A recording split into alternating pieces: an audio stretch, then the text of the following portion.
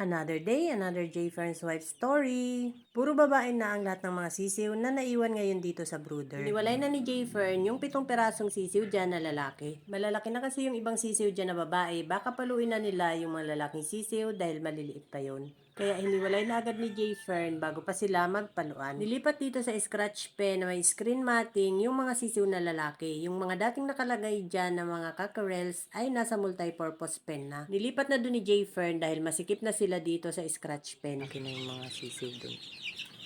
Ito maliliit pa.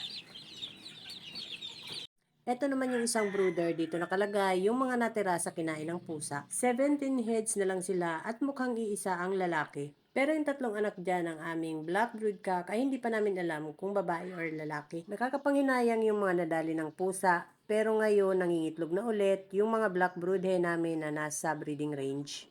Sana madami pa ring mapisa sa lilimliman nilang mga itlog. Dito na nga nilipat ni J. Fern yung mga dating nasa scratch pen. Binuksan na yung 3 pinto at nilagay na silang lahat dito. Yung 2 anak dyan ng ARL ang matapang na mamalo na agad. Nasisikipan na siguro sila sa space nila kaya nagpapaluan na. Kaya ayan yung 3 pinto ng multipurpose pen ay binuksan at doon na namin sila nilagay. At dito sa kabilang dulo, dyan namin nilagay ang kanilang sand bath para pag nainitan sila ay meron silang pagpupulpugan. Hindi na sila ngayon nagpapaluan dahil hiniwalay na ni J. Fern yung anak ng ARL na laging namamalo. Nilagay muna siya dito ni J. Fern sa scratch pen para tahimik yung mga sisiw na nasa multipurpose pen. Mainit ang ulo nito sa mga puting sisiw. Yung mga puting sisiw lang ang lagi niyang pinapalo. Kaya hinihiwalay agad namin ang namamalo dahil baka magkabulutong yung mga sisiw na kanyang pinapalo.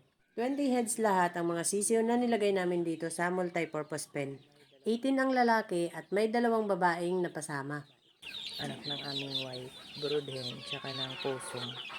Puro lalaki ang naging anak ng aming white brood hen at ito ang kauna-unahan niyang anak na babae. Parang nagkukulay bulik daw ang balaybo nito, sabi ni J. Fern. Sana nga ay babaeng bulik yan.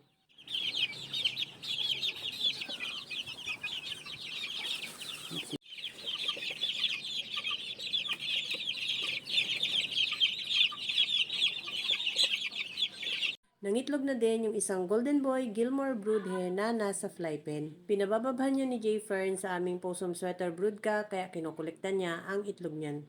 Ito namang isang Golden Boy Gilmore brood hen ay 2 days nang nalimlim. Kaya lang nakita ko siya parang may tinutok ang itlog. Nabasag yung isa niyang itlog at sabi ni J. Fern, kuhanin ko na yung ibang itlog at sa incubator ko na isa lang. Pagkuha ko nga sa itlog niya, merong mga itlog na basa. Kaya pinahid ko na lang sa sapin ng kanyang pugad. 7 itlog ang nililimliman niya pero nadagdagan ng isa dahil ang nakuha kong itlog ay 7 at yung isa nga ay basag. Pinahid ko na lang sa sapin ng pugad niya yung mga basang itlog. 7 nga ang nakuha kong itlog at dinala ko na agad sa incubator. Kaninang umaga lang isinalang ni J. Fern yung mga itlog na nasa chiller at inihabol lang nga namin itong itlog ng Golden Boy Gilmore brood hen namin. Sa baba ko na lang inilagay at hindi ko na tinanggal sa tray para hindi gumulong yung mga itlog. Sa multipurpose pen na nga namin nilalagay ang mga cockerels na nasa scratch pen dati at hindi na namin sila kinakahon. Nilalagay lang ulit namin yung plywood para hindi sila lamigin magdamag at nilalagyan pa namin ng tabing na kumot. At kada umaga naman ay tinatanggal namin ang plywood para maluwag ang space ng mga cockerels. Pagkabukas ko ng tabing na tela ay kailangang may patuka agad para hindi magkagulo ang mga sisiw. Gutom na kasi yan at pag wala silang natutuka ay mainit na naman ang mga ulo niyan at magsisimula ng magpaluan. Kasama din nila magdamag sa multipurpose pen yung anak ng ARL na laging namamalo. Pero ngayon hindi pa rin siya namamalo kaya hindi ko pa siya hinihiwalay sa mga cockerels. Nakakatuwa ang mga cockerels dahil mabilis silang lumaki.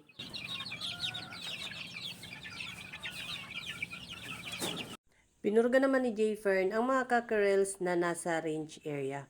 Ilang araw na rin akong hindi nakakapunta sa manukan at mukhang malalaki na ang mga huling dinala naming cockerels doon. Mabilis talagang lumaki ang mga manok kapag inaalpasan. Madami rin silang nakakaing mga damo doon at mga insekto.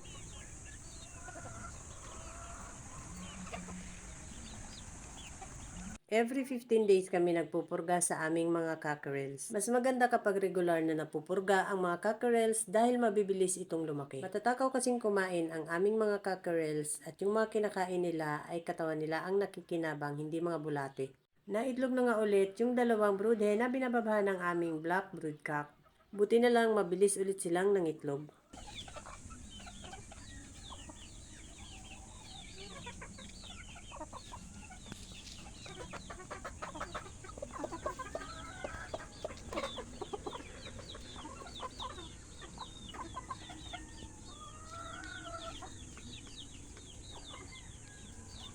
Kinagabihan pagdating ni Jay Fern, pinutulan niya ng balahibo sa may puwet ang aming broodcock.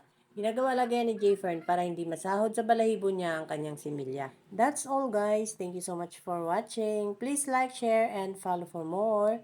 See you on my next video. Bye!